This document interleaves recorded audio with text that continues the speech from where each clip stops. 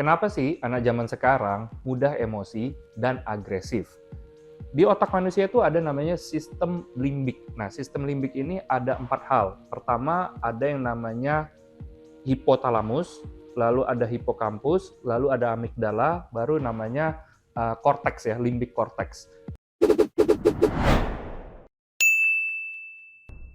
Nah, baru-baru ini kita mendengar berita bahwa seorang anak SMP membuli temannya ya di daerah Cimanggu ya, SMP 2 Cimanggu di Cilacap, dia memukul temannya karena ada satu permasalahan. Dan anak tersebut sekarang sudah diamankan di kantor polisi. Lalu setelah itu kita dengar lagi berita seorang pelajar, dia emosi karena nilainya jelek, lalu dia datang ke kelas membacok gurunya ya yang sedang mengawas ujian. Dan sebelum berita ini keluar, kita dengar juga Mario Dandi ya melakukan pemukulan terhadap rivalnya karena masalah percintaan ya, hingga akhirnya daya ingat korbannya itu sampai hilang total, lumpuh dan segala macam. Nah, hal ini adalah sebagian kecil berita yang sebenarnya kita lihat muncul ke permukaan dan dikonsumsi oleh banyak pihak. Kalau kita lihat secara umum, memang anak-anak zaman sekarang itu mudah marah. Kalau lihat ditanya ke setiap guru-guru yang ada di sekolah, dari 40 anak muridnya dalam satu kelas atau 20, itu pasti 50-nya gampang tersulut emosinya. Kenapa sekarang gampang marah, dan nggak cuma marah aja, agresif. Nah, kalau zaman dulu itu tuh marah, kita ngomel, kita diam. Lalu kalau zaman sekarang marah, abis itu mukul, ngelempar barang gitu ya. Nah, ini yang menjadi masalahnya. Kita coba lihat dari sudut pandang otak manusia. Jadi, kenapa sih seseorang itu marah? Di otak manusia itu ada namanya sistem limbik. Nah, sistem limbik ini ada 4 hal. Pertama, ada yang namanya hipotalamus, lalu ada hipokampus, lalu ada amigdala, baru namanya korteks ya, limbik korteks. Nah, keempat-empatnya ini mengatur berbagai macam aktivitas kita yang berkaitan dengan emosi, baik senang maupun sedih, marah, bahkan sampai jatuh cinta. Lalu, kemudian dari sistem limbik ini memproduksi hormon-hormon. Nah, hormon-hormon inilah yang mempengaruhi seseorang dalam bertindak. Contohnya, kalau seseorang yang hormon adrenalinnya berlebihan, dia terlalu bersemangat ya. Nah, kalau kita lihat ya satu persatu, kalau marah itu datangnya dari mana sih? Marah itu yang terpicu adalah sistem limbik, terutama pada bagian amigdala. Nah, amigdalanya terpicu karena sesuatu hal yang membuat dia marah ya, kemudian dikirimkan ke hipotalamus, lalu dia agresif bergerak.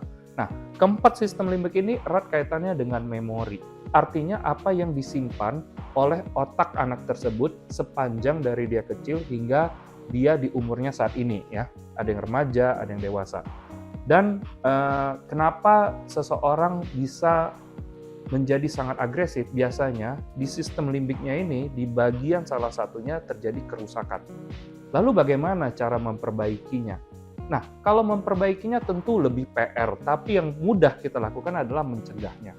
Jadi karena ini berkaitan dengan bagian otak yang lekat dengan sistem memori, artinya apa? Yang dijaga adalah bagaimana informasi masuk ke dalam otak. Jadi informasi masuk ke dalam otak itu baik dari video yang ditonton, buku yang dibaca, suara yang didengar, gelombang yang didengar, lalu lingkungan yang dia amati sehari-hari.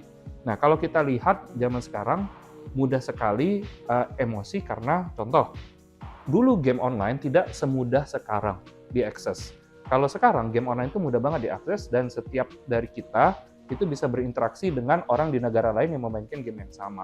Dan game-game ini kan banyak banget jenisnya. Ada yang happy-happy gitu ya, ada yang hahihi, bahkan ada yang sampai bertempur, berperang, adventurous ya. Dan kadang-kadang hal ini memicu emosi yang mudah terlontarkan. Ditambah lagi banyak banget nih ya YouTuber gamers yang mungkin dulu ya, sekarang mungkin udah agak berkurang, itu kalau mengkomen sesuatu bahasanya tuh toksik ya. Jadi dia kayak cepat mudah sekali mengungkapkan sebuah pendapat lalu ngata-ngatain temannya yang menjadi musuhnya. Lalu yang kedua adalah sumber tontonan yang mereka senangin. dari film-film ataupun dari kartun-kartun.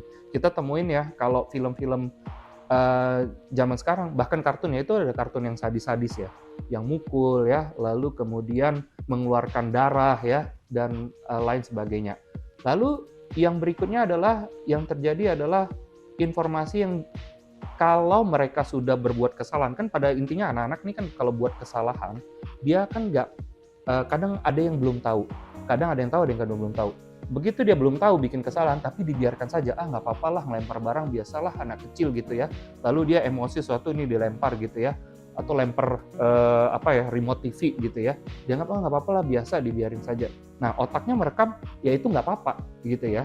Atau dia mukul mbaknya di rumah atau mukul temannya, nggak apa-apa anak kecil, biasalah bener-bener dikit. Dibilang nggak apa-apanya, ini yang justru terekam ke dalam memori otaknya bahwa kalau ngelakuin itu nggak apa-apa, nggak ada masalah, nggak ada efek apa-apa ke saya, nggak ada hukuman apa-apa. Nah, makalah terjadilah sebagian besar emosinya mudah tersulut. Kenapa? Karena mereka merasa nggak ada impact yang langsung terasa ke diri saya kalau saya marah-marah gitu ya, apalagi saya mukul orang, nanti dimaafin juga gitu ya.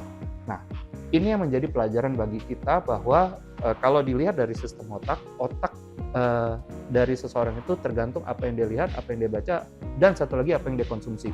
Kalau konsumsinya, kalau kita tahu ya, gula ini kan memicu yang namanya sistem limbik untuk bekerja lebih aktif ya, dan kelebihan gula bisa membuat seseorang lebih agresif. Nah, makanya ada orang-orang tertentu yang tidak boleh mengkonsumsi berlebihan, anak-anak ya, terutama anak-anak ya memiliki kecenderungan ADHD ya ataupun hyperaktif, dia tidak boleh mengkonsumsi gula dalam jumlah yang berlebih. Kenapa? Karena nanti energinya meningkat, dia justru lebih agresif, dia lempar kursi, ya lempar barang dan lain-lainnya. Nah, bagaimana sih solusinya nih kalau kita sudah melihat anak-anak kita memiliki indikasi ke arah tersebut?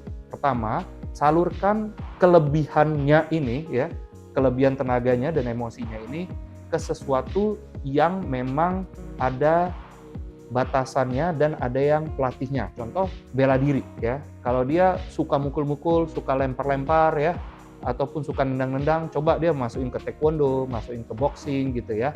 Atau dia ikut olahraga lempar lembing ya, larikan ke olahraga itu supaya energinya habis ke sana ya, dan dia belajar yang namanya aturan. Kalau di bela diri itu orang berantem ya, orang berantem itu pakai aturan, dan dia tahu batas, kapan boleh mukulnya lebih lanjut. Kalau kita lihat ya, anak zaman sekarang ya, kalau yang kasus bullying itu, dia sudah mukul nih temannya. Coba ya lihat di videonya, kalau kita flashback videonya, dia sudah pukul, lalu kemudian temannya bilang, udah cukup. Terus si orang yang mukul itu dia bilang gimana? Pakai bahasa Sunda ya, jangan ada yang larang, semuanya lawan saya kalau sempat ngelarang, katanya. Dia pukul lagi, dia nggak bebas, dia pukul lagi.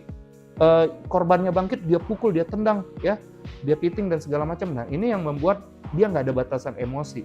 Kalau dia belajar bela diri, dia tahu nih, oh ini udah membahayakan nih, dia pukul belakang orang bahaya, dia tendang ke sini ini bahaya, nggak boleh terus-terusan. Dia nggak tahu batasan kalau dia nggak belajar bela diri dengan baik dan diarahkan oleh coach yang tepat gitu ya, atau pelatih yang tepat.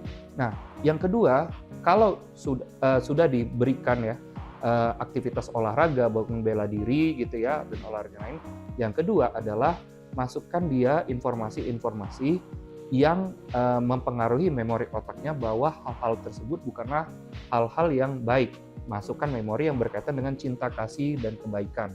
Nah, tontonlah film-film ya yang baik gitu ya. Justru jangan yang mengandung kekerasan. Masukin ke dalam memori otaknya ya.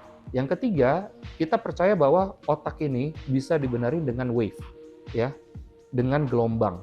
Maka gelombang-gelombang yang baik biasanya itu gelombang yang berasal dari bacaan-bacaan religi. Contoh, kalau yang muslim dari Al-Quran ataupun dari sound-sound yang baik ya, ceramah, kata-kata yang baik ya. Ada penelitian tuh dari penerima Nobel Jepang ya, Emoto ya, yang soal air ya. Air kalau dikatain buruk, dia akan jadi buruk partikelnya. Kalau dikatain baik, partikel jadi baik. Dan tubuh kita, otak kita, itu kan sebagian besar dari air. Maka dia dipaparkan dengan sesuatu yang baik ya. Dan kalau gelombangnya datangnya dari suara, contohnya bacaan Quran ataupun bacaan kitab suci yang lainnya, mungkin ini akan bisa memperbaiki yang namanya sistem limbiknya menjadi lebih baik. Dan yang terakhir adalah atur pola makan. Nah, makanan otak itu apa? Protein. Walaupun tidak ada hubungannya antara kecerdasan dengan emosi. Percaya nggak teman-teman? Nggak ada hubungannya. Coba ada jenderal yang tingkat pendidikan tinggi, pintarnya luar biasa, tapi dia bisa emosi, dia menembak hingga meninggal ajudannya. Ada, ya. Jadi kadang-kadang nggak ada hubungannya itu. Dan ini ada tapi sedikit ya. Makanya sistem limbik ini cukup krusial di awal-awal si anak kita bertumbuh ya, apalagi masuk ke masa remaja yang dia sudah punya tenaga lebih. Kalau masih anak kecil ya, walaupun itu sudah harus diprogram dengan baik sistem limbik ya, kalau dia mukul kan masih belum tentu banyak efeknya ya. Tapi kalau udah gede, kalau dia mukul kan tenaganya lebih besar, lebih bahaya. Apalagi kalau udah makin besar lagi, udah punya kuasa ya, udah punya networking. Nah ini lebih bahaya kalau dia emosian. Nah jadi melihat dari kasus ini, mari kita sama-sama lebih perhatian lagi kepada orang-orang yang kita sayangin, lingkungan sekitar, dan mudah-mudahan lewat informasi ini kita tahu bahwa otak manusia itu ada sebuah sistem limbik yang mengatur emosi. Secerdas apapun anaknya, ya, sehebat apapun anaknya, kalau dia emosinya nggak bisa dikontrol, dia tetap akan berakhir di ujung-ujungnya ya di penjara ataupun tidak berhasil dijauhi, dikucilkan. Demikian sharing kita kali ini. Terima kasih, sampai jumpa lagi di video-video ingatan gajah berikutnya. Bye-bye.